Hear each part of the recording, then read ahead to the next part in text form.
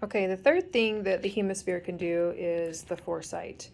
The Foresight is tissue oximetry.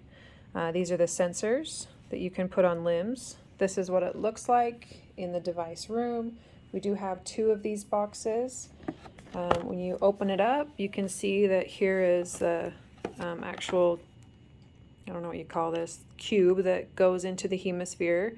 We do have 2 of these, so technically you could be monitoring for different limbs. As you can see here, it tells you can do it on the brain, if they've had a stroke. If we're worried about circulation to the lower arm, you would compare the lower arm to the upper arm, legs, calf to calf, thigh to other calf. Anyway, lots of different uses, hand, so that we can see if this patient has decreased circulation and see if they've got enough oxygen getting to their limbs. So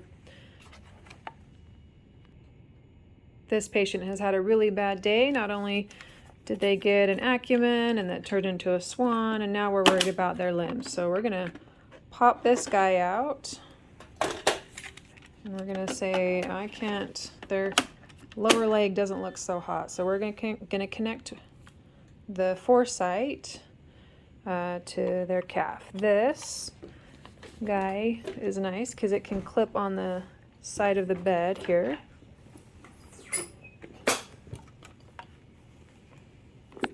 So that clips there. And then these sensors you connect here. And they are numbered. So let me show you here. If you notice here, there's B and A. So we're in the A slot. You'll just have to know this for later. And then we have 1 and 2. So you could, if you're worried about one leg, you connect it to like the bottom of the calf, on the underside of the calf, just like this picture shows here. And then you could put the other one on the other calf so you can see the difference in the tissue oximetry. So once you have that connected, all right, so we've connected our sensors to our patient. Before we do that, you'd want to make sure that you clean the skin with alcohol and let it dry before you connect the pads so you have a good connection. And then I go over to my Hemosphere and then I'm like, well, wait, then how do I see anything? I just have my acumen here. What you want to do is any one of these, you could do it down here, or you could do it up here.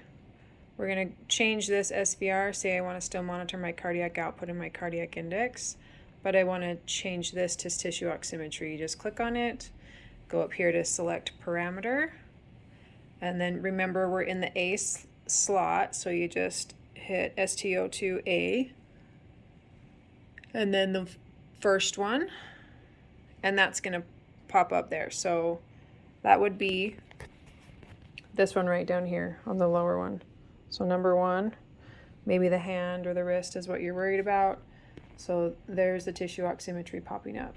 Now you want to compare that to the upper limb, which is where I've got it connected here. So on the upper arm. So then you'd want to click on this one.